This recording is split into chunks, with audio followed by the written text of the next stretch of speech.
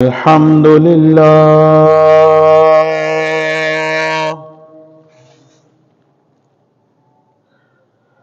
الحمد لله رب العالمين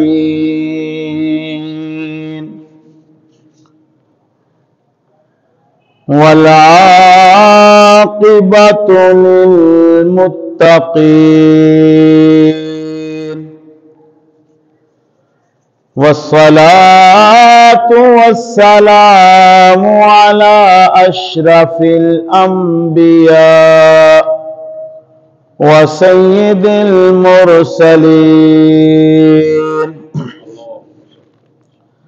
رحمة للعالمين راحة العاشقين وعلى آله وأصحابه أجمعين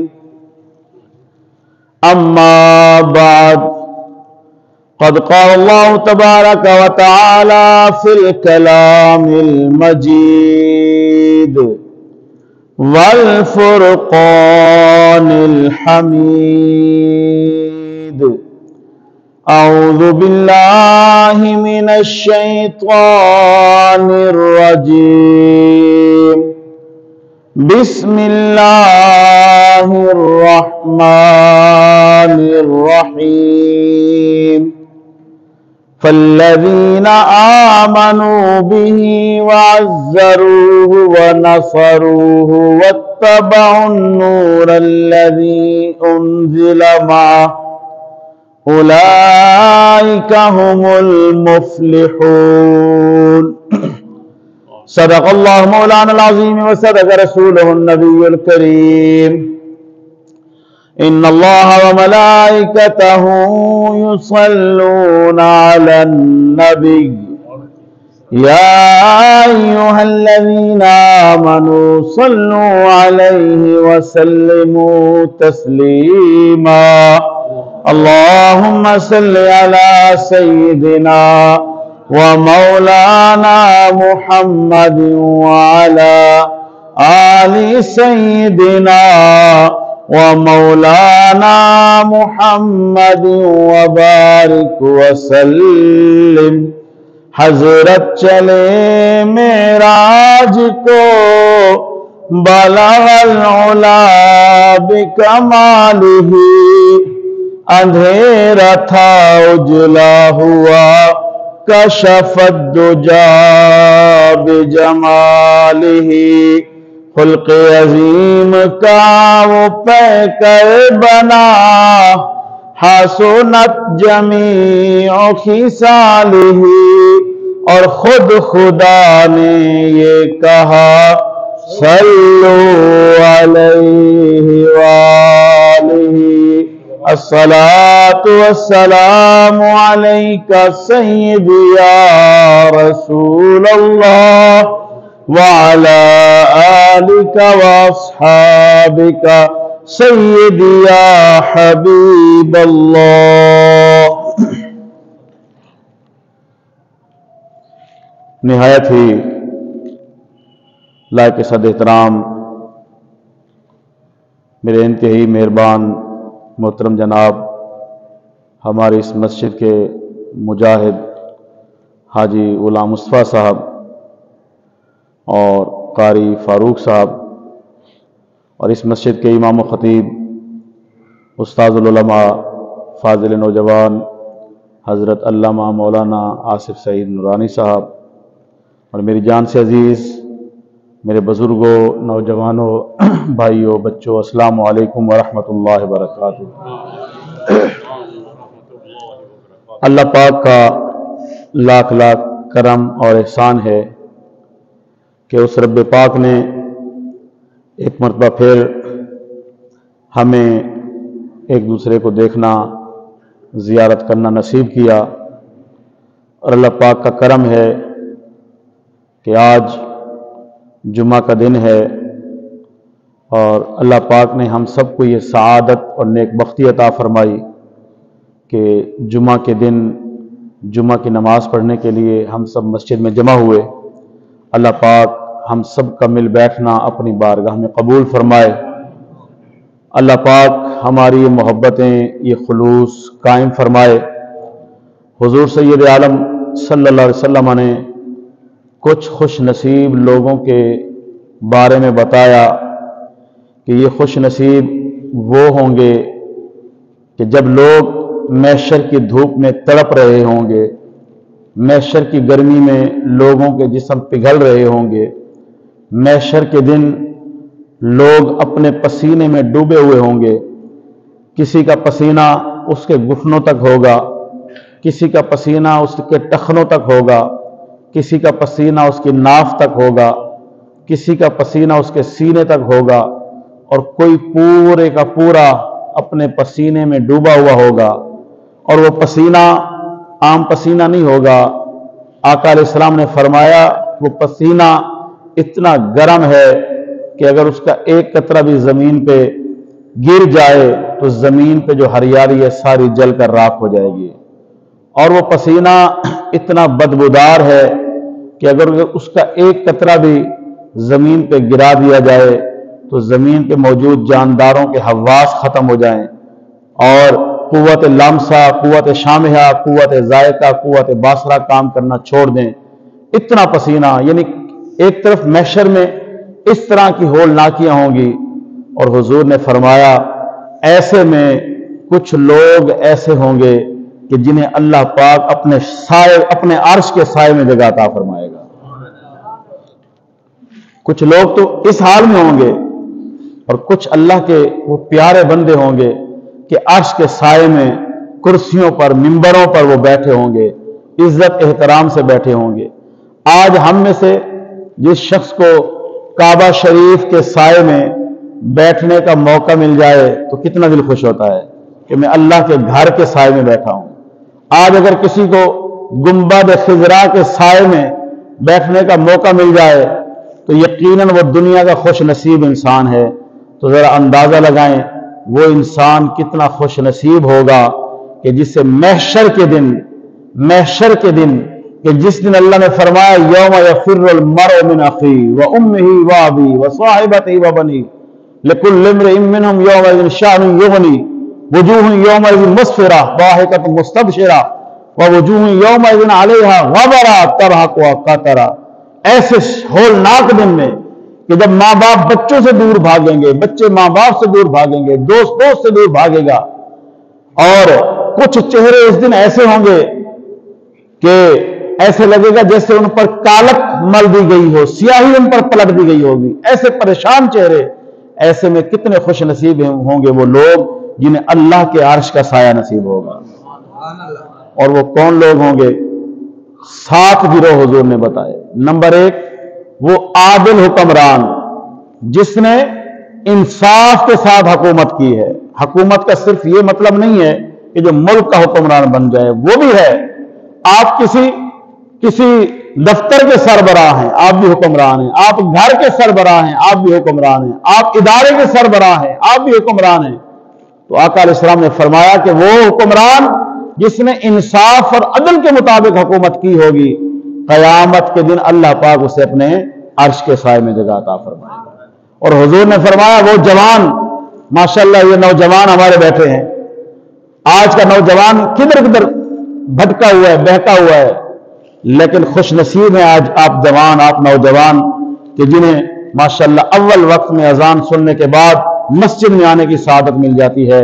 میرے آقا نے فرمایا وہ جوان کہ جس نے اپنی جوانی اللہ کی عبادت میں گزار دی، قیامت کے دن اللہ اسے اپنے عرش کے سائے میں جگہ عطا فرمائے گا۔ اور تیسرا فرمایا وہ شخص کہ جس کے پاس برائی کے تمام مواقع موجود تھے، چاہتا تو برائی کر لیتا، کوئی رکاوٹ نہیں تھی، اللہ کے ڈر اور اللہ کے خوف سے وہ برائی سے دور چلا گیا۔ فرمایا قیامت کے دن اللہ اس سے بھی اپنے عرش کے سائے میں جگہ عطا فرمائے گا۔ اور حضور نے فرمایا کہ ایک وہ شخص کہ جو اللہ کے راستے میں اس ادا اور انداز سے خرچ کرے کہ دائیں ہاتھ سے اگر دے تو بائیں ہاتھ کو بھی پتہ نہ چلے، دائیں ہاتھ سے اگر دے تو بائیں ہاتھ کو بھی پتہ نہ چلے۔ میرے آقا نے فرمایا ایسے شخص کو بھی قیامت کے دن اللہ پاک اپنے عرش کے سائے میں جگہ عطا فرمائے گا۔ اور حضور نے فرمایا چھٹا وہ شخص کہ وہ تنہائی میں بیٹھ کے، لوگوں کے سامنے تو سب اچھے بنتے ہیں نا، تنہائی میں بیٹھ کے جو اللہ کی محبت میں، اللہ کے یاد میں رویا ہو اور اس کی آنکھ سے آنسوں کا قطرہ گر گیا ہو، میرے آقا نے فرمایا قیامت کے دن اللہ اس سے بھی اپنے عرش کے سائے میں جگہ عطا فرما دے گا۔ اور یہ حدیث جس مقصد کے لیے میں نے سنائی تھی، ماشاءاللہ اللہ پاک آپ کی محبتوں کو سلامت رکھے، آپ نے محبت سے نوازا، جس وجہ سے میں نے یہ حدیث سنائی، ساتواں وہ گروہ جسے قیامت کے دن اللہ اپنے عرش کے سائے میں جگہ عطا فرمائے گا۔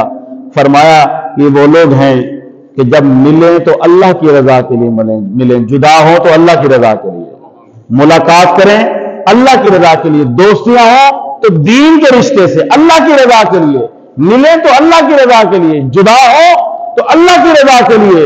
فرمایا ایسے لوگوں کو بھی قیامت کے دن اللہ اپنے عرش کا سایہ عطا فرمائے گا۔ تو اللہ پاک آپ کی محبتوں کو سلامت رکھے، اللہ پاک ہمارا یہ تعلق تا صبح قیامت قائم فرمائے، آپ سب کو اللہ پاک صحت عطا فرمائے۔ میں نے آپ کے سامنے قرآن پاک کی آیت کا ایک حصہ تلاوت کیا۔ اللہ رب العالمین نے قرآن پاک میں ارشاد فرمایا فَالَّذِينَ آمَنُوا بِهِ وَعَزَّرُوهُ وَنَصَرُوهُ وَاتَّبَعُوا النُّورَ الَّذِي أُنزِلَ مَعَهُ أُولَٰئِكَ هُمُ الْمُفْلِحُونَ۔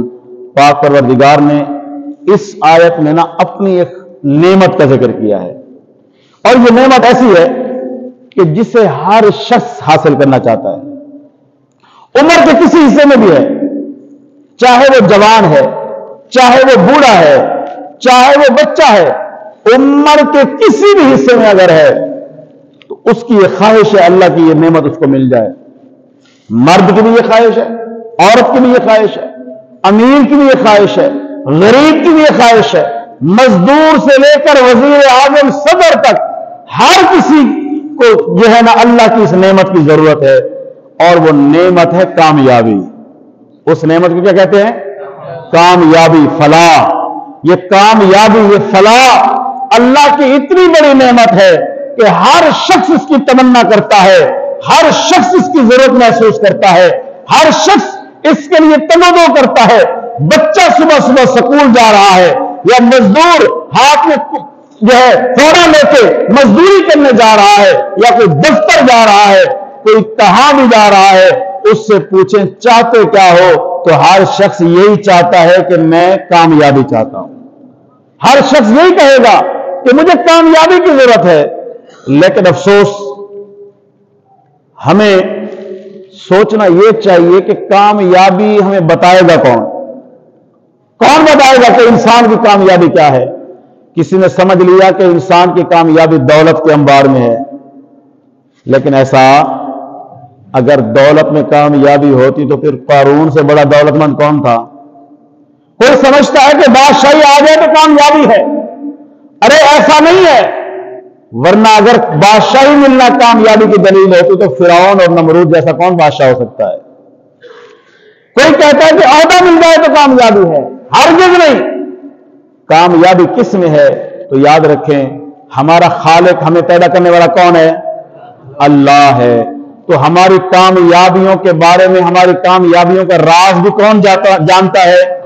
تو آئے اللہ سے پوچھتے ہیں، مولا اے رب العالمین، اے ہمارے خالق، اے ہمارے مالک، تو دنیا میں بھی ہمارا مالک ہے، قبر میں بھی تو ہمارا مالک ہے، حشر میں بھی تو ہمارا مالک ہے۔ وہی مالک ہے ہر شے کا، وہی مالک ہے، وہی مالک الملک ہے، ساری بادشاہیاں اسی کے پاس ہے۔ یہ دنیا کی بادشاہیاں عارضی ہیں، حقیقی بادشاہیوں کا مالک کون ہے؟ اللہ ہے۔ تو اے رب العالمین، تو بتا مولا کہ کامیابی کس میں ہے، کامیابی کا راز کیا ہے؟ اللہ رب العالمین نے قرآن پاک میں ارشاد فرمایا فَالَّذِينَ آمَنُوا بِهِ وَعَزَّرُوهُ وَنَصَرُوهُ وَاتَّبَعُوا النُّورَ الَّذِي أُنزِلَ مَعَهُ أُولَٰئِكَ هُمُ الْمُفْلِحُونَ۔ اللہ پاک نے ارشاد فرمایا اگر کامیابی چاہتے ہو تو 4 کام کر لو۔ کتنے کام؟ 4۔ صرف 4 کام کر لو. مالک کہنا یہ چاہتا ہے 4 کام کرنا تمہارا کام ہے، کامیابی دینا میرا کام ہے. 4 کام کر لو. مولا وہ 4 کام کون سے ہیں؟ اللہ رب العالمین نے ارشاد فرمایا اس آیت میں، کیونکہ جمعہ کا وقت مختصر ہوتا ہے، یہ بڑی طویل آیت ہے. اس آیت کے شروع میں اللہ پاک نے محبوب کریم کی خوبیاں بیان کی، محبوب کی خوبیاں بیان کی. اور اس سے پچھلی آیت میں کوہ طور کا مقام ہے، کوہ طور کا مقام ہے. وہاں موجود ہے موسیٰ علیہ السلام. موسیٰ علیہ السلام آپ سنتے رہتے ہیں، موسیٰ علیہ السلام 70 آدمیوں کو لے کر گئے تھے اللہ کا دیدار کرانے کے لیے. وہ بنی اسرائیل نے کہا تھا کہ جب تک ہم اللہ کو اپنی آنکھوں سے دیکھیں گے نہیں مانیں گے. تو موسیٰ علیہ السلام 70 آدمیوں کو لے کر گئے کہ آؤ تمہیں دیدار کراتا ہوں. تو جب اللہ کی ایک تجلی کا انہوں نے نظارہ کیا تو وہ سارے جل کے راکھ ہو گئے، مر گئے. وَخَرَّ مُوسَىٰ صَاعِقًا، موسیٰ علیہ السلام بے ہوش ہو گئے. اب موسیٰ علیہ السلام جب ہوش میں آئے دیکھا سارے مرے ہوئے ہیں. موسیٰ علیہ السلام نے اللہ پاک کی بارگاہ میں دعا کی کہ یا اللہ مہربانی فرما، اب اگر میں اکیلا جاؤں گا تو میری قوم اتنی شریر ہے، انہوں نے تو اتنا کہہ دیا کہ جب تک ہم اللہ کو دیکھیں گے نہیں مانیں گے. تو مولا جب میں اکیلا جاؤں گا تو اب میری قوم کہے گی کہ موسیٰ نے خود ان کو مارا ہے، تو مہربانی فرمائے کہ زندہ فرما. تو موسیٰ علیہ السلام کی دعا سے اللہ نے ان 70 کے 70 لوگوں کو زندہ فرما دیا. 70 مردہ زندہ ہو گیا. اب جب موسیٰ علیہ السلام اور ان لوگوں نے دیکھا کہ ہم دوبارہ زندہ ہو گئے، اللہ نے زندہ کر دیا، مطلب رحمت برس رہی تھی، اللہ کی رحمت کا نزول ہو رہا تھا. مقام کوہ طور کا ہے موسیٰ علیہ السلام اور یہ 70 لوگ جب انہوں نے دیکھا اللہ پاک دعائیں قبول فرما رہا ہے تو انہوں نے وہاں دعا کی. موسیٰ علیہ السلام اور ان کی قوم نے وہاں دعا کی اور دعا میں انہوں نے کہا مولا دنیا میں بھی ہمیں رحمت عطا فرما، وقت لنا فی ہذہ الدنیا رحمہ، یا اللہ دنیا میں ہمیں رحمت عطا فرما اور آخرت میں بھی ہمارے سروں پر ہمارے جسموں پر رحمت فرما. ایک طویل انہوں نے دعا مانگی تو اللہ نے ان کی دعا کے جواب میں اس آیت کو بیان فرمایا ہے اور فرمایا رحمتی واسعت کل شیء. اللہ نے فرمایا لوگوں میری رحمت ہر شے سے وسیع ہے، میری رحمت ہر شے سے وسیع ہے، لیکن ملے گی کسے؟ اللہ پاک نے پھر ان لوگوں کا بیان کیا. اللہ نے ان لوگوں کا بیان کیا کہ یہ میری خاص رحمت ان لوگوں کو ملے گی الذین یتبعون الرسول النبی الامی الذی یجدونہ مکتوبا. اس میں اللہ نے اب کوہ طور کا مقام ہے، وہاں شان مصطفیٰ بیان ہو رہی ہے. سننے والے موسیٰ علیہ السلام ان کے اصحاب مقام کوہ طور کا ہے، خطاب رب العالمین کا ہے. بیان کس کی شان ہو رہی ہے؟ میرے رب کے آقا کی شان بیان ہو رہی ہے، میرے رب کے آقا کی شان بیان ہو رہی ہے. اللہ نے فرمایا میری رحمت وسیع ہے لیکن یہ ہر کسی کے لیے نہیں ہے. میری رحمت اس کے لیے ہے جو میرے اس رسول کو مانے، جو مکی بھی ہے، جو مدنی بھی ہے، جس کے چرچے تورات میں بھی ہے، جس کے چرچے انجیل میں بھی ہے. میرا محبوب اللہ کی عطا سے اتنا کریم ہے کہ اپنی امت کے گلوں سے توق اور گردنوں سے بوجھ اتارنے والا ہے. اور یہ ساری باتیں بیان کرنے کے بعد اللہ پاک نے ارشاد فرمایا جو 4 کام کرے گا وہی کامیاب ہے. وہ 4 کام کون سے ہیں مولا؟ ارشاد فرمایا فالذین آمنوا بہ. وہ 4 کام، پہلا کام یہ ہے کہ میرے اس رسول کو مانو. آمنوا بہ کی ہی ضمیر حضور کی طرف لوٹ رہی ہے. اس آیت میں جن کا ذکر چل رہا ہے فرمایا فالذین آمنوا بہ، جو اس کو مانے. یا یہ نہیں فرمایا فالذین آمنوا بی، جو مجھے مانے. اللہ نے یہ نہیں فرمایا جو مجھے مانے، کیونکہ صرف اللہ کو ماننے سے بات نہیں بنے گی. اللہ کیے جانے سے اللہ نہ ملے. اللہ والے ہیں جو اللہ سے ملا دیتے. فالذین آمنوا بہ، جو اس کو مانے، جو اس رسول پر ایمان لائے، جو اس رسول کا سچے دل سے کلمہ پڑھے. اور پھر فالذین آمنوا بہ، فرمایا رسول کو مانے. اور صرف ایمان کس کو کہتے ہیں؟ ظاہری طور پہ ماننے کو ایمان نہیں کہتے. ایمان کا تعلق دل سے ہے. فرمایا میرے محبوب کو ماننا ہے تو دل سے مانو، دل سے مانو. میرے محبوب کو دل سے مانو گے تو بات بنے گی. کیسے دل سے مانو؟ جیسے صحابہ نے مانا ہے، جیسے صحابہ نے مانا ہے. فالذین آمنوا بہ، میرے محبوب کو مانو، ایسا مانو کہ صحابہ نے جیسے مانا ہے. جب صحابہ نے کہہ دیا لا الہ الا اللہ محمد رسول اللہ، جب صحابہ نے کہہ دیا تو اب صحابہ نے اس نعرے کے لیے، اس کی حفاظت کے لیے، اپنے ایمان کی حفاظت کے لیے صحابہ نے اپنے بچوں کی بھی قربانیاں دی، اپنے مالوں کو بھی قربانیاں دی، اور اپنی بھی قربانیاں دی ہیں، اپنی بھی قربانیاں دی ہیں. ایسا مانو. اور حاضرین محترم، یاد رکھنا، جیسے میں نے عرض کیا، صرف ایمان کا یہ مطلب نہیں ہے کہ صرف اللہ کو مان لو. اگر کوئی شخص ساری زندگی کہتا رہے لا الہ الا اللہ لا الہ الا اللہ، مومن بن سکتا نہیں ہے. مومن تبھی بنے گا جب لا الہ الا اللہ کے ساتھ محمد رسول اللہ کہے گا. اور اسی طرح ماشاءاللہ آپ سنتے رہتے ہیں حضور کا جو ایمان ہے، حضور پر جو ایمان ہے، یہ کتنی اہم چیز ہے.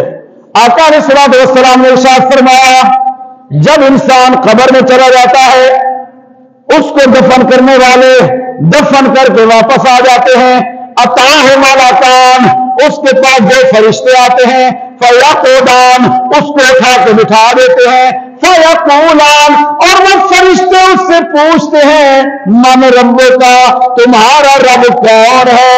اگر وہ مومن ہوتا ہے تو کہتے ہیں ربی اللہ، میرا رب اللہ ہے. میرا رب کون ہے؟ اللہ ہے. میرا رب اللہ ہے. اب چاہیے جب قبر والے نے اللہ کو مان لیا تو اس کی جان چھوڑ دیں، اس کو بخش دیں، ایسے ہونا چاہیے نا. لیکن نہیں. ابھی ایک سوال ہوا ہے، پھر فرشتے اس سے پوچھتے ہیں ما دینوں کا، تمہارا دین کیا ہے؟ وہ کہتے ہیں دین الاسلام، میرا دین اسلام ہے. میرا دین کیا ہے؟ اسلام ہے. سکول کے بچوں کو پتہ نہیں ہوتا کل کون سا سوال آئے گا پیپر میں، پھر بھی وہ یاد کر رہے ہوتے ہیں. میرے آقا کی رحمت پہ قربان جائیں، قبر میں جو امتحان ہوگا حضور نے وہ سارے سوالات بتا دیے، سوال بھی بتا دیے، جواب بھی بتا دیے. فرمایا ما دینوں کا، فرشتے پوچھیں گے تمہارا دین کیا ہے؟ وہ کہتے ہیں دین الاسلام، میرا دین اسلام ہے. اب ماشاءاللہ آپ وضو سے بیٹھے ہیں، مسجد میں بیٹھے ہیں، دل پہ ہاتھ رکھ کے بتائیں کہ جب بندے نے اللہ کو بھی مان لیا، دین اسلام کا بھی اقرار کر لیا، اب کوئی بات رہتی نہیں ہے. اب اس کو حکم ہو جائے تو ٹھیک ہے، تو اپنے امتحان میں کامیاب ہو گیا. لیکن نہیں، کیونکہ اصل ایمان ہے ذات مصطفیٰ کو پہچاننا. ایمان ہے ذات مصطفیٰ کو پہچاننا. اس لیے جب تک تیسرے سوال کا جواب نہیں دے گا، جان چھوٹنے والی نہیں ہے. اب ہوتا کیا ہے، یہاں پہ کچھ لوگوں کو یہ غلط فہمی ہوتی ہے. کچھ لوگ، میں آپ کی بات نہیں کر رہا ہوں، آپ تو ماشاءاللہ سمجھدار لوگ ہیں، کچھ لوگ یہ سمجھتے ہیں کہ حضور ہر کسی کی قبر میں آتے ہیں. ایسا نہیں. اگر کرم فرمایا آ جائیں تو پھر کیا بات ہے، آ جائیں تو کیا بات ہے. ذرا مل کے دعا کر لیں کہ یقیناً آپ ہر عاشق کے در تشریف لاتے ہیں. سنا ہے آپ ہر عاشق کے در تشریف لاتے ہیں. میرے گھر میں بھی ہو جائے چراغا یا رسول اللہ، چراغا یا رسول اللہ. میرے گھر میں بھی ہو جائے چراغا یا رسول اللہ، چراغا یا رسول اللہ. اللہ پاک کرے کہ حضور دنیا میں بھی ہمیں زیارت کروائیں، قبر میں بھی ہمیں جو ہے زیارت کروائیں، حشر میں بھی حضور کے دامن رحمت میں پناہ مل جائے. آنا چاہیں تو آ سکتے ہیں، لیکن نظام کیا ہے یہ بات یاد رکھنا ایز اے مسلمان ہمیں پتہ ہونا چاہیے کہ قبر میں جب فرشتے پوچھتے ہیں ما کنت تقول فی ھذا الرجل، ھذا ماشاءاللہ اللہ نے آپ کو عالم امام دیا ہے، یہ آپ کو بتاتے رہتے ہیں ھذا جو ہوتا ہے یہ اشارے کے لیے ہوتا ہے۔ ھذا کس کے لیے ہوتا ہے؟ اشارے کے لیے۔ کس کی طرف اشارہ کرنے کے لیے؟ جو محسوس اور مبصر ہو، یعنی جس کو دیکھا جا سکتا ہو۔ ھذا اردو میں اس کا معنی یہ، تو ہم یہ کس کی طرف اشارہ کرتے ہیں؟ جس کو ہم دیکھ رہے ہوتے ہیں۔ اب فرشتے پوچھتے ہیں ما کنت تقول فی ھذا الرجل، اس ہستی کے بارے میں تو کیا کہتا ہے؟ اس کا مطلب میت جو ہے قبر میں، میت دنیا میں جیسا بھی ہو، مرنے کے بعد یہ تو سعادت ملتی ہے کہ حضور کا دیدار نصیب ہوتا ہے۔ اس لیے تو دنیا میں جیسا بھی میلا کچالا ہو، جیسا بھی ہو، شریعت کہتی ہے جب یہ مر جائے نا اس کو صاف ستھرا غسل دو، صاف ستھرا کفن پہناؤ، خوشبو لگاؤ۔ اب اس کا کفن گندا نہیں ہونے دینا، اس کا جسم خراب نہیں ہونے دینا، خوشبو لگا کے بڑے پیار اور محبت سے پھولوں کی طرح اس کو قبر میں لٹا کے آ جاؤ، کیونکہ قبر میں اسے دیدار مصطفیٰ ہو رہا ہے۔ یہ ساری تیاریاں دیدار مصطفیٰ کے لیے ہیں۔ قبر میں اس کو دیدار مصطفیٰ ہونا ہے، تیار کر کے بھیجو، تو تیار کر کے قبر میں اس کو لٹا دیا جاتا ہے۔ اب فرشتے ہوتا کیا ہے جو بات میں سمجھانا چاہتا ہوں، حضور قبر میں آ جائیں تو سبحان اللہ، ورنہ نظام کیا ہے؟ کچھ لوگ یہ سوچتے ہیں کہ حضور کی تصویر دکھائی جاتی ہوگی، ایسا نہیں ہے۔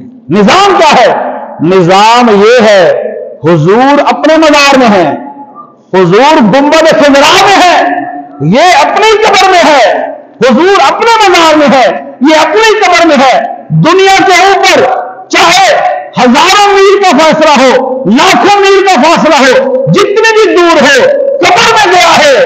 اب مقام یہ ہے اس کی قبر اور مدینہ پاک کے درمیان حجابات ہٹا دیے جاتے ہیں، اس کی قبر اور مدینہ پاک کے درمیان حجابات ہٹا دیے جاتے ہیں، اس لیے یہ اپنی قبر میں رہ کے حضور کا دیدار کر رہا ہوتا ہے، حضور کا دیدار کر رہا ہوتا ہے۔ تو فرشتے پوچھتے ہیں ما کنت تقول فی ھذا الرجل، اس ہستی کے بارے میں تو کیا کہتا رہا ہے؟ اب ذرا غور کریں، عام بندہ جب دنیا سے چلا جاتا ہے اس کی نظر میں اتنی وسعت ہو جاتی ہے کہ وہ اپنی قبر میں رہ کے حضور کا دیدار کر سکتا ہے۔ حالانکہ کتنا فاصلہ ہے؟ آج کراچی میں فرض کر لیں، کراچی میں جو قبر میں سویا ہوا ہے اس سے بھی یہ سوال ہو رہا ہے، کراچی میں قبر میں لیٹا ہوا شخص گنبد خضرا سے حضور کا دیدار کر رہا ہے، یہ عام آدمی ہے۔ ارے جو ہیں یہ اللہ کے محبوب، یہ عام آدمی، اس کی نگاہ میں یہ کمال ہو گیا کہ یہ یہاں سے سو کے وہاں دیدار کر رہا ہے۔ جو ہیں اللہ کے محبوب، جو ہیں اللہ کے محبوب، ان آنکھوں میں اور محبوب کی آنکھوں میں کتنا فرق ہوگا؟ ان ہاتھوں میں محبوب کے ہاتھوں میں کتنا فرق ہوگا؟ ارے ان پاؤں میں حضور کے پاؤں میں کتنا فرق ہوگا؟ فرق بتا بھی دوں، ہمارے پاؤں بڑی مشکل سے دو فٹ کا فاصلہ طے کرتے ہیں، قدم بڑھائے تو 2 فٹ کا تقریباً فاصلہ طے کرتے ہیں۔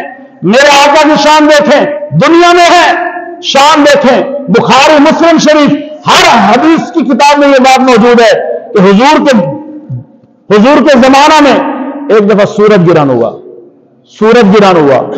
اب سورج گرہن جب ہو، حضور کی تعلیم یہ ہے کہ اکٹھے ہو کر 2 رکعت نفل پڑھو، اللہ سے معافی مانگو، توبہ کرو۔ اب جب سورج گرہن ہوا، آقا علیہ السلام نے صحابہ کو بلایا، صحابہ اکٹھے ہوئے، حضور نے ان کو 2 رکعت نماز پڑھائی، صحابہ نے دیکھا دوران نماز حضور نے اپنا قدم بڑھایا پھر پیچھے کر لیا، قدم بڑھایا پھر پیچھے کر لیا، ہاتھ اونچا کیا پھر نیچے کر لیا، نماز ہوئی، دعا ہوئی، سورج گرہن ختم ہو گئی۔ اس کے بعد صحابہ نے عرض کی یا رسول اللہ، نماز میں ہم نے آپ کو ایسا کرتے دیکھا ہے, اس سے پہلے کبھی نہیں دیکھا. یا رسول اللہ, اپنے قدم آگے بڑھایا, ہاتھ اوپر کیا, یا رسول اللہ یہ راز کیا تھا؟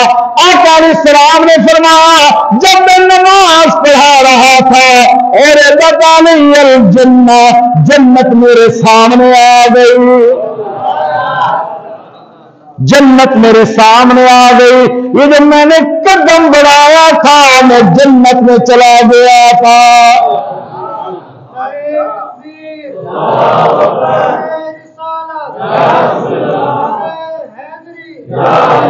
یہ جو میں نے قدم بڑھایا تھا نا, یہ میں کہاں چلا گیا تھا؟ ارے کمال, ایک قدم اٹھائے تو جنت میں چلے جائیں, ایک قدم اٹھائے تو جنت میں چلے جائیں. ارے جو ایک قدم اٹھائیں جنت میں جا سکتے ہیں, کیا میری اور آپ کی مدد کے لیے نہیں آ سکتے ہیں؟ میری اور آپ کی مدد کے لیے نہیں آ سکتے ہیں جن کے ایک قدم کا یہ کمال ہے, ایک قدم کا. یا رسول اللہ وہ ہاتھ اونچا کیوں کیا تھا؟ فرمایا جب میں جنت میں گیا نا, میں نے دیکھا جنت میں نا انگوروں کا ایک خوشا پکا ہوا ہے, میں نے سوچا یہ توڑ کے تمہارے لیے تحفہ لے آؤں. پھر مجھے اللہ کا قانون یاد آ گیا کہ جنت کی نعمتیں ملنی ہے مرنے کے بعد, اس لیے میں نے نہیں توڑا, اس لیے نہیں توڑا. فرمایا اگر میں وہ لے آتا نا, لے آتا تو قیامت تک تم اس کو کھاتے رہتے, وہ تم سے ختم نہ ہوتا.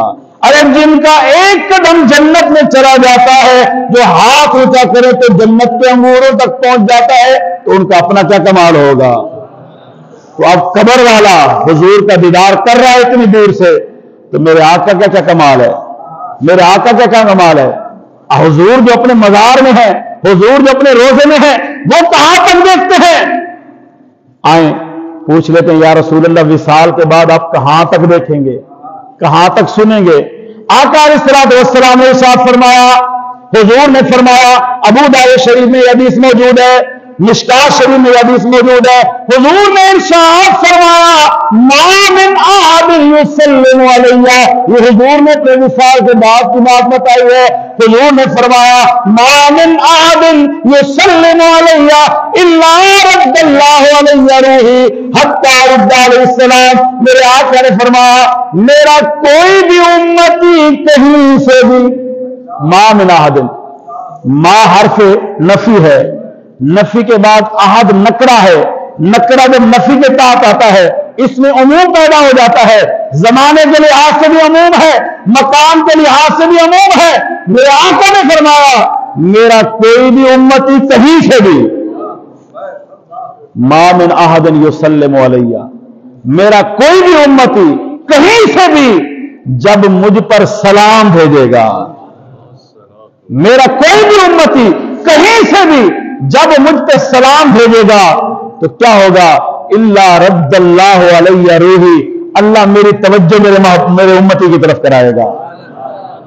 میرا کوئی بھی امتی جب مجھ پر سلام بھیجے گا اللہ میری توجہ کرائے گا. محبوب ذرا کراچی کی ذرا دیکھیں, کراچی کی مسجدوں میں دیکھیں, ذرا دیکھیں تو صحیح, کراچی کی مدنی مسجد میں دیکھیں, آپ کے امتی آپ پر درود و سلام پڑھ رہے ہیں. تو حضور وہاں ہوتے ہیں, ہم یہاں ہوتے ہیں. جب ہاتھ باندھ کے باوضو پاک صاف ہو کے کھڑے ہوتے, مصطفیٰ جان رحمت پہ لاکھوں سلام, شمع بزم ہدایت پہ لاکھوں سلام, لاکھوں سلام کی جب صدائیں لگاتے ہیں, میرے آقا گنبد خضرا میں اللہ کی توجہ کرانے سے پھر دیکھتے بھی ہیں, سلام سنتے بھی ہیں, اور فرماتے ہیں حتی رد علیہ السلام, میں اسے سلام کا جواب بھی دیتا ہوں. یہی تو وجہ ہے, یہی تو وجہ ہے کہ ماشاءاللہ حاجی صاحب نے اور سب عشاقان رسول نے مسجد میں یہ نظام بنا رکھا ہے, محفل ہو, پروگرام ہو, جمعہ ہو, باقی معاملات ہم بیٹھ کے کرتے ہیں. ابھی بیان آپ کا کیسے سن رہے ہیں؟ بیٹھ کے. عام پروگراموں میں آپ جاتے ہیں یا یہاں ہوتے ہیں, آپ پروگرام کیسے سنتے ہیں؟ بیٹھ کے, اور جب درود و سلام ہوتا ہے تو پھر کھڑے ہو جاتے ہیں, اور پھر صرف کھڑے نہیں ہوتے, باادب بھی ہو جاتے ہیں, نماز کی حالت بنا لیتے ہیں, باادب ہو جاتے ہیں. کیوں؟ کیونکہ ہمارا ایمان ہے کہ سورج ادھر سے ادھر ہو سکتا ہے، میرے آقا کا فرمان غلط ہو سکتا ہے؟ ہم بابر کھڑے ہو جاتے ہیں تاکہ جب ہم سلام پڑھیں گے حضور گنبد خضرا سے ہمیں دیکھیں گے، جب ہمارے آقا ہمیں دیکھ رہے ہوں تو ہم ادب سے کھڑے ہوئے ہوں گے۔ تو فرمایا میرا کوئی بھی امتی کہیں سے بھی جب وہ مجھ پر سلام بھیجتا ہے حتیٰ رد علیہ السلام، میں اس کے سلام کا جواب دیتا ہوں۔ تو یہ ہے میرے آقا کی سماعت۔ اس لیے اعلیٰ حضرت نے کہا کہ دور و نزدیک سے سننے والے وہ کام، دور و نزدیک سے سننے والے وہ کام، کان لالے کرامت پلا کو سلام، کان لالے کرامت پلا۔ تو میں عرض کر رہا تھا کہ حضور سید عالم صلی اللہ علیہ وسلم بھی گنبد خضرا میں رہ کے اپنی امت سے غافل نہیں ہے، وہ دیکھتے بھی ہیں، سلام بھی سنتے ہیں، جواب بھی دیتے ہیں۔ اب اس پر بھی اگر گفتگو کی جائے تو ٹائم چاہیے، میں اپنے اصل موضوع کی طرف آتا ہوں۔ ایمان، حضور کی پہچان، حضور کو ماننا کہ میت جب قبر میں تھا پہلا سوال اس سے کیا ہوتا ہے؟ من ربک، تمہارا رب کون ہے؟ دوسرا سوال ما دینک، تمہارا دین کیا ہے؟ تیسرا سوال اب چاہیے تو یہ تھا کہ دو سوالوں کے بعد بخشش کر دی جائے، لیکن ایمان کا پتہ کب چلے گا؟ جب محبوب کو پہچانے گا۔ ایمان کا پتہ کب چلے گا؟ جب محبوب کو پہچانے گا۔ اس لیے آقا علیہ السلام نے فرمایا، فرشتے اس سے تیسرا سوال پوچھتے ہیں، ما کنت تقول فی ھذا الرجل، اس ہستی کے بارے میں کیا کہتا رہا ہے؟ اگر دنیا میں حضور سے محبت رکھتا ہوگا، حضور کا ادب کرتا ہوگا، حضور پر سچا کلمہ پڑھ کے درود سلام پڑھتا ہوگا، حضور کو ماننے والا ہوگا، وہ حضور کو دیکھ کے جھوم جائے گا، کہے گا ہوا حبیبی محمد رسول اللہ، یہ تو وہی ہے جن کی خاطر مر کر میں یہاں پہنچا ہوں۔ مر کے پہنچے ہیں قبر میں اس دل ربا کے واسطے، اسی کے دیدار کے لیے تو یہ تیاریاں کر کے آیا ہوں، اسی کی دیدار کے لیے تو نئے کپڑے پہن کے آیا ہوں، اسی کے دیدار کے لیے تو غسل کر کے خوشبوئیں لگا کے پہنچا ہوا ہوں۔ وہ حبیبی محمد رسول اللہ، یہ میرے محبوب محمد رسول اللہ صلی اللہ علیہ وسلم ہے۔ تو جب فرشتے، اب جیسے اس نے سلام کا جواب دیا، سوالوں کا جواب دیا، اب اس سے اور کوئی سوال نہیں ہوگا۔ فرشتے، اللہ فرمائے گا میرا بندہ سچا ہے، جنت سے اس کے لیے کھڑکی کھول دو، جنت کا بستر لگا دو۔ اس سے بولا جاتا ہے نوم کا نومۃ العروس، اب دلہن کی طرح سو جا، اطمینان اور سکون سے سو جا۔ تو یاد رکھیں، ایمان ذات مصطفیٰ کو ماننے کا نام ہے، ایمان اسی کا نام ہے۔ اور اگر بخاری شریف کی اور حدیثیں آپ دیکھیں تو وہاں ایک سوال بار بار حدیثوں میں ملتا ہے، وہ یہی ملتا ہے کہ اس ہستی کے بارے میں تمہارا کیا عقیدہ ہے؟ کیونکہ اللہ کو ماننے والے تو سارے ہیں، لیکن نجات اسی کی ہوگی جو میرے آقا کو مانے گا، اسی کی نجات ہوگی۔ تو اللہ پاک نے فرمایا کامیاب کون ہے؟ فالذین آمنوا بہ، جو ذات مصطفیٰ کو مانے وہی کامیاب ہے۔ اور کیسے مانے؟ جیسے صحابہ نے مانا ہے۔ یاد رکھنا یہ کوئی عام بات نہیں ہے۔ اللہ نے پہلے پارے میں فرمایا وَإِذَا قِيلَ لَهُمْ آمِنُوا كَمَا آمَنَ النَّاسُ، ماننا کیسے ہے؟ اللہ نے فرمایا وَإِذَا قِيلَ لَهُمْ آمِنُوا كَمَا آمَنَ النَّاسُ، ان کو جب کہا جائے نا، ان منافقوں کو جب کہا جائے کہ محبوب کو ایسا مانو جیسے میرے صحابہ مان رہے ہیں، آمن الناس، تمام مفسرین نے یہاں ناس سے مراد صحابہ لیا ہے کہ محبوب کو ماننا ہے، ایمان لانا ہے تو ایسے لاؤ جیسے صحابہ کرام ایمان لائے ہیں۔ اور صحابہ کرام کیسے ایمان لائے؟ صحابہ کرام نے جب کلمہ پڑھا تو پھر حد کر دی ماننے میں، پھر ماننے میں حد کر دی، ایسا مانا کہ اپنی جانیں بھی قربان کی، اپنی اولاد بھی قربان کی، اپنے مال بھی قربان کیے، گھروں سے سب کچھ اٹھا کے حضور کی بارگاہ میں پیش کر کے حضور نے پوچھا ابو بکر گھر میں کیا چھوڑا ہے؟ یا رسول اللہ گھر کو اللہ رسول میں حوالے کر کے آ گیا ہو۔ اور اس کے رسول کے حوالے کر کے آ گیا ہوں۔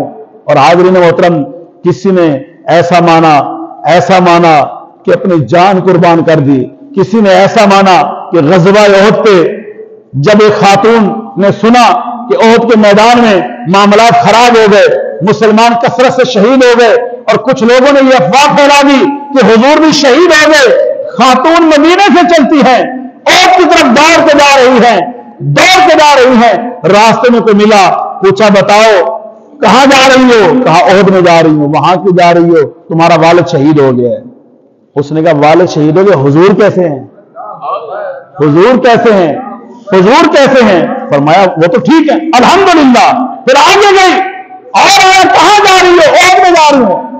تمہارا جوان بیٹا شہید ہو گیا ہے۔ کہا بیٹا شہید ہو گیا، کوئی بات نہیں، حضور کیسے ہیں؟ حضور کیسے ہیں؟ حضور سلامت ہیں الحمدللہ۔ آگے گئی، کہاں جا رہی ہو؟ احد میں جا رہی ہوں۔ ارے تمہارا شوہر شہید ہو چکا ہے۔ آگے بتایا گیا تمہارا بھائی شہید ہو چکا ہے۔ عورت کو یہ 4 رشتے سب سے زیادہ پیارے ہوتے ہیں، والد کا، شوہر کا، بھائی کا، بیٹے کا، 4 شہید ہو گئے۔ خبر مل گئی لیکن دوڑی جا رہی ہے۔ جب حضور کے چہرے کو دیکھا، کہا الحمدللہ رب العالمین، یا اللہ تیرا شکر ہے کہ میرے محبوب سلامت ہے۔ نعرہ تکبیر، نعرہ رسالت، نعرہ حیدری۔ جب حضور کی بات آئے تو ہمیں اولادیں یاد آ جاتی ہیں، ہمیں اپنے مفادات یاد آ جاتے ہیں۔ صحابہ کرام نے مفادات نہیں دیکھے، کیسا مانا صحابہ نے؟ آپ کو پتا ہونا چاہیے کہ اسلام میں سب سے پہلے کون شہید ہوا ہے؟ آج افسوس سے کہنا پڑتا ہے کہ ہمارے نوجوانوں کو کھلاڑیوں کے نام تو یاد ہوں گے، ایکٹروں کے نام تو یاد ہوں گے، اگر آپ کسی سے پوچھ لیں اشرا مبشرہ کے نام تو اکثر کو نہیں آتے ہوں گے۔ میں آپ کی بات نہیں کر رہا ہوں، ایک جنرل بات کر رہا ہوں۔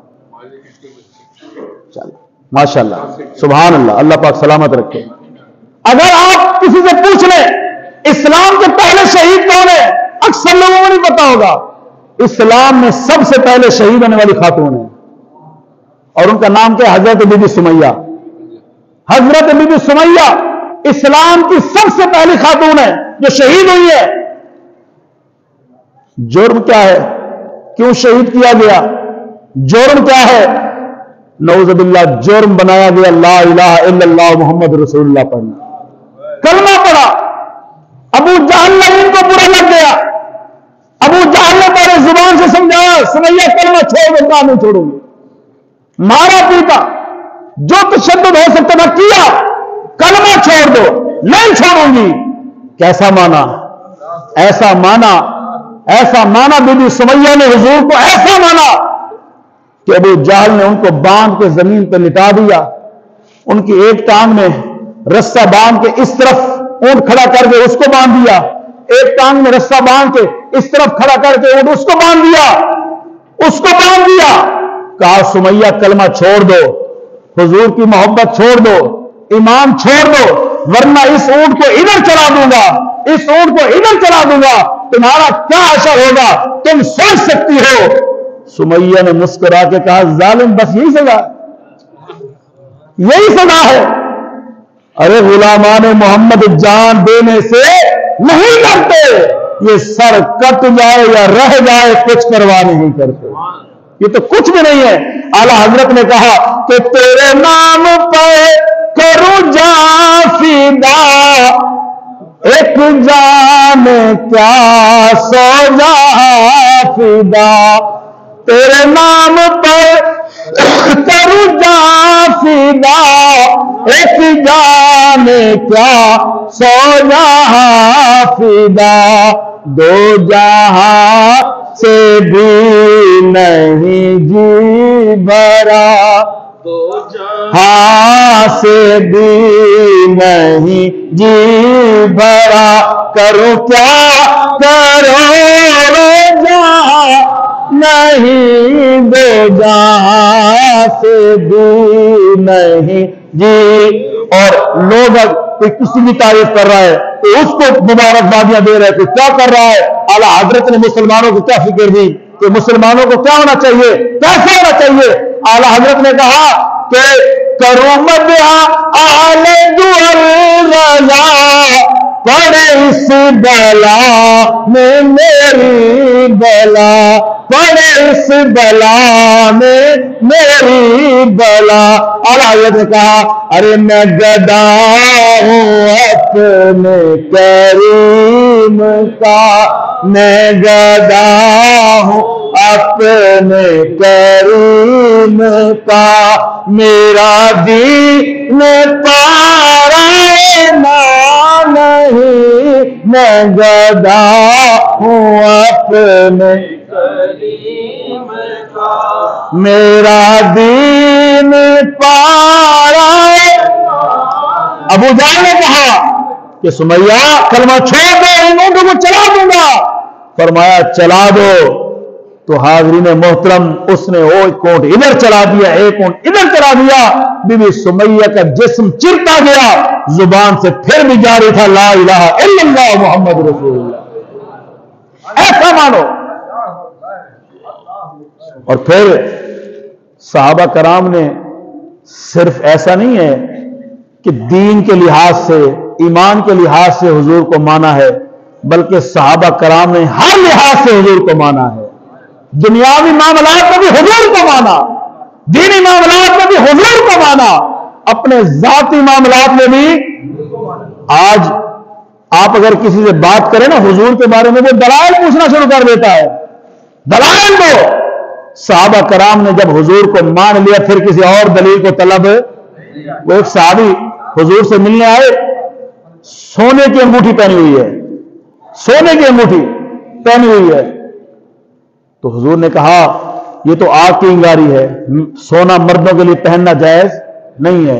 آج کل ہم دیکھتے ہیں لوگوں نے کوڑے پہنے ہوئے ہیں، 10 انگوٹھیاں پہنی ہوئی ہیں، صرف ایک انگوٹھی 4.25 ماشے چاندی کی مرد کے لیے جائز ہے، اس کے علاوہ باقی دھاتیں چاہے لوہا ہو، پیتل ہو، سونا ہو، یہ پہننا جائز نہیں ہے مرد کے لیے۔ تو سونے کی انگوٹھی پہنی ہوئی ہے، حضور نے فرمایا یہ جہنم کی آگ کی چنگاری تم نے اٹھائی ہوئی ہے۔ حضور نے اس کے ہاتھوں سے وہ انگوٹھی اتاری اور پھینک دی، انگوٹھی اتاری اور پھینک دی۔ اب کیا ہوا؟ مجلس حضور کی برخاست ہوئی، حضور گھر چلے گئے۔ صحابہ کرام جب جانے لگے تو اس صحابی کو کسی نے کہا کہ چلو پہننا منع ہے نا، آپ وہ انگوٹھی اٹھا لو، تڑوا کے کسی اور کام میں لگا دو۔ تو صحابی نے کیا کیا؟ صحابی نے کہا اللہ کی قسم، اللہ کی قسم یہ تو عام انگوٹھی ہے، اگر کوئی اس سے بھی زیادہ قیمتی ہوتی، جس چیز کو میرے آقا نے پھینک دیا، میں اسے کیوں اٹھاؤں دوبارہ؟ اس سے میں دوبارہ کیوں اٹھاؤں؟ نہیں اٹھایا۔ ارے ایسا مانو، ایسا مانو۔ اور حاضرین محترم محبت کی بات ہے، ایسا مانو ایک صحابی دیہات میں رہتے تھے، گاؤں میں دور رہتے تھے، کوڑ کی بیماری ہو گئی، جسم گل گیا، جسم میں کیڑے پڑ گئے، بڑے بڑے حکیموں طبیبوں سے علاج کرایا، شفا نہ ملی۔ حکیموں طبیبوں نے کہا اس کا بستر علیحدہ کر دو، برتن علیحدہ کر دو، اس سے ملنا جلنا چھوڑ دو، یہ اب لا علاج ہے۔ اب گھر والوں نے سب کچھ علیحدہ کر دیا۔ تو اس صحابی نے سوچا یار مرنے والا تو ویسے ہوں، کیوں نہ محبوب کے قدموں میں جا کے مروں، کیوں نہ محبوب کے قدموں میں جا کے مروں۔ اس صحابی نے اپنے آپ کو مخاطب کیا کہ جب بڑے بڑے طبیبوں نے منہ مان لیا ہے، رشتہ داروں نے ناطہ توڑ دیا ہے، گھر والوں نے بھی بلانا چھوڑ دیا ہے، اب تو بھی کیا کر۔ صحابی نے اپنے آپ کو مخاطب کر کے کہا کہ چھوڑ فکر دنیا کی، چھوڑ فکر دنیا کی، ارے چل مدینے چلتے ہیں، چھوڑ فکر دنیا کی، چل مدینے چلتے ہیں۔ بڑے بڑے طبیب، بڑے بڑے حکیم علاج نہیں کر سکے، مدینے چلتے ہیں، کیوں؟ کیونکہ مصطفیٰ غلاموں کی ارے قسمتیں بدلتے ہیں، مصطفیٰ غلاموں کی قسمتیں بدلتے ہیں، چھوڑ فکر دنیا کو چھوڑا، گھر سے چلے، اور ان کا یہ عقیدہ تھا کہ رحمتوں کی چادر کے سر پہ سائے چلتے ہیں، کب مصطفیٰ کے دیوانے مصطفیٰ کے دیوانے، ارے گھر سے جب نکلے ہیں مصطفیٰ کے دیوانے، گھر سے جب نکلتے ہیں چھوڑ فکر، وہ چلتے چلتے مدینے میں پہنچے، مسجد میں حضرت عمر جلوہ گر ہیں، کہا ہے نا رسول اللہ، حضور کہاں ہے؟ فرمایا حضور حضرت عباس کے گھر ہے، کہا مجھے لے چلو، کہا کہ یہی انتظار کر لو۔ اس صحابی نے کہا بڑا بیمار ہوں، دور سے آیا ہوں، اب صبر ہو سکتا نہیں، صبر نہیں ہو سکتا، حضور کے پاس لے چلو۔ اب وہ ذرا سوچیں، جس کو حکیم و طبیبوں نے لا علاج کر دیا ہو، جس کو یہ کہا گیا ہو کہ اب موت کا انتظار کرو، اب جب وہ مدینے پہنچا، حضور کی بارگاہ میں پہنچا، حضور کے چہرے پہ دیکھا، آنکھوں سے آنسو آئے، سلام کیا، حضور نے سلام کا جواب دیا، فرمایا کیسے انتا من این انتا، تو کیسے ہے، کہاں سے آیا ہے، کس لیے آیا ہے؟ آنکھوں سے آنسو بہا کے عرض کرتے ہیں یا رسول اللہ، سب کو چھوڑ کے آپ کے پاس آ گیا ہوں، سب کو چھوڑ کے، بڑے بڑے طبیبوں حکیموں کو چھوڑ کے آپ کی بارگاہ میں آ گیا ہوں، کیونکہ میرا عقیدہ ہے کہ مصطفیٰ غلاموں کی قسمتیں بدلتے ہیں، مصطفیٰ کی۔ آقا علیہ السلام نے فرمایا آؤ میرے ساتھ بیٹھ کے کھانا کھاؤ۔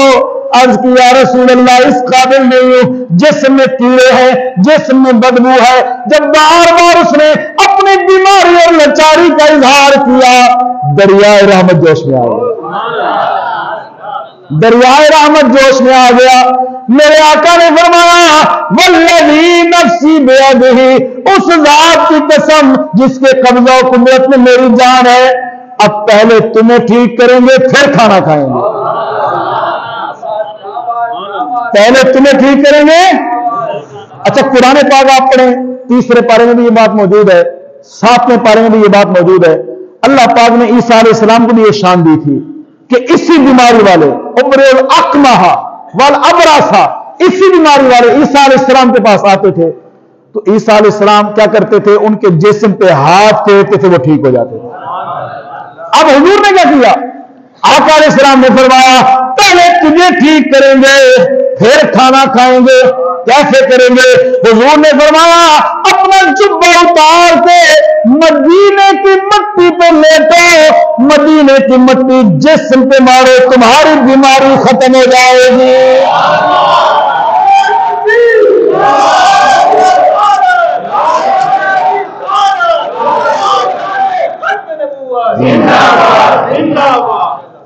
مدینے کی مٹی اپنے جسم پہ مارو۔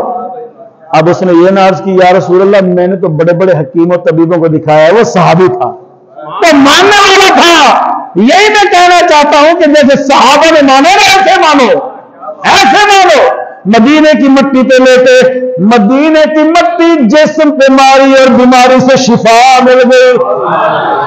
اب ذرا سوچیں کہ جس کو ایک لحاظ سے نئی زندگی ملی ہو، حضور کے مبارک قدموں کو جس مٹی نے چوما ہو، اس مٹی کی برکت سے اس کو شفا ملی ہو، تو وہ مدینے کی گلیوں میں گھوما بھی ہوگا، جھوما بھی ہوگا، نعرے لگاتے ہوئے کہا ہوگا کہ لوگوں نے بات سنو، کیا لوگوں کو کہا ہوگا کہ مدینے دی ماٹی نہ سمجھو، اے ماٹی ہے خاک شفا، اللہ اللہ اے ماٹی ہے خاک شفا، اللہ اللہ۔ تو یاد رکھیں اللہ نے 4 باتیں فرمائی، فالذین آمنوا بہ، وہ لوگ جو اس رسول پہ ایمان لے آئے، اور ایمان کیسا لانا میں نے بتا دیا، وعزروہ، اور اس رسول کی عزت کریں۔ کیسے عزت کریں؟ کہ اپنا ماں باپ بہن بھائی سب قربان کر دو، صرف اللہ نہ مانو، اللہ کو شریک نہ کرو، باقی عزت کے جتنے قانون ہیں سب توڑ کے میرے محبوب کی عزت کرو، ایسی عزت کرو آج دنیا دار کوئی صدر ہو کوئی وزیر اعظم ہو، ان کا پروٹوکول دنیا دار بناتے ہیں، انسان بناتے ہیں۔ اللہ کے محبوب اللہ کو اتنے پیارے تھے کہ اللہ نے محبوب کا پروٹوکول خود عطا فرمایا ہے۔ خود سورہ حجرات آپ پڑھیں، اللہ نے فرمایا میرے محبوب کے آگے نہ چلو، میرے محبوب کی بارگاہ میں اونچی آواز سے بات نہ کرو، میرے محبوب کو عام لوگوں کی طرح نام لے کر مت پکارو۔ مولا کیسے پکارے؟ اللہ نے قرآن میں ہر کسی کو نام لے کر پکارا ہے۔ جب محبوب کی باری آئی، کبھی فرماتا ہے یا ایھا المدثر، کبھی فرماتا ہے یا ایھا المزمل، کبھی فرماتا ہے یا ایھا النبی، کبھی فرماتا ہے یا ایھا الرسول، اور کبھی فرماتا ہے یاسین، اور کبھی فرماتا ہے طٰہٰ۔ ایسے عزت کرو میرے محبوب کی، ایسے عزت کرو، وَنَاصَرُوهُ، اور اس کی مدد کرو، مطلب دین کی مدد کرو۔ کامیابی چاہتے ہو، میرے محبوب پر ایمان لے آؤ، میرے محبوب کی عزت کرو، میرے محبوب کے دین کی مدد کرو، اور میرے محبوب جو قرآن لے آئے ہیں سچے دل سے اس قرآن کو پڑھو بھی صحیح اور اس کو مانو بھی صحیح۔ آج ہمارا مسئلہ یہ بھی ہے کہ ہم نے قرآن کو ویسا نہیں مانا، ویسا پڑھا نہیں ہے ہم نے۔ فیس بک کے لیے ہم پوری رات بیٹھے رہیں گے، موبائل میں اٹھا کے پوری رات بیٹھے رہیں گے، اگر کسی کو کہہ دو آدھا گھنٹہ قرآن پڑھ لو تو نہیں پڑھتے۔ صرف قرآن کو ہم نے کیا کر دیا، کوئی مر جائے تو پھر وہاں جا کے پڑھتے ہیں، کسی کے سوئم پہ کسی کے کل خانی پہ جا کے پڑھتے ہیں، ایسے نہیں پڑھتے۔ کاش کہ ہمیں یہ فکر ہو کہ ہر نماز کے بعد کم از کم 4 رکوع 5 رکوع روزانہ قرآن کی تلاوت کریں، اور 1 رکوع روزانہ ترجمہ تفسیر کے ساتھ پڑھیں، تو کیا ہوگا؟ اللہ نے فرمایا میرے محبوب کو سچے دل سے مانو، میرے محبوب کی عزت کرو، میرے محبوب کے دین کی مدد کرو، اور اس قرآن کو مانو جو ہم نے محبوب کے ساتھ بھیجا ہے۔ مولا ان 4 کاموں کے بدلے تو عطا کیا فرمائے گا؟ فرمایا اولئک ھم المفلحون، دنیا آخرت کی کامیابیاں تمہارے قدموں میں رکھ دوں گا، دنیا آخرت کی کامیابیاں تمہارے قدموں میں رکھ دوں گا۔ پھر کیا ہوگا؟ فرمایا میری بارگاہ میں آؤ گے نا، میری بارگاہ میں آؤ گے نا، تو جب اللہ کی بارگاہ میں جائیں گے نا، بس آخری بات، جب اللہ کی بارگاہ میں جائیں گے تو وہاں 2 طرح کے چہرے ہوں گے، وجوہ یومئذ مسفرہ ضاحکۃ مستبشرہ، کچھ چہرے کھلے کھلے ہوں گے، ہنس رہے ہوں گے، کھلے کھلے ہوں گے، اور ایک دوسرے کو بشارتیں دے رہے ہوں گے اللہ کی رضا کے لیے۔ وَوُجُوهٌ يَوْمَئِذٍ عَلَيْهَا غَبَرَةٌ تَرْهَقُهَا قَتَرَةٌ، فرمایا کچھ چہرے ایسے ہوں گے جیسے جن پر کالک مل دی گئی ہو، جن پر سیاہی چھڑک دی گئی ہو گئی، ایسے چہرے ہوں گے۔ اب ہماری مرضی ہے، اللہ کی بارگاہ میں جانا تو ہے نا، سب نے جانا ہے، اب ہماری مرضی ہے کہ کیسا چہرہ جا کے لے کے جائیں گے۔ محبوب کے وفادار ہوں گے تو پھر کھلا کھلا چہرہ لے کے جائیں گے۔ اللہ پاک ہم سب کو عمل کی توفیق عطا فرمائے، آمین ثم آمین، وما علیہ الا البلاغ۔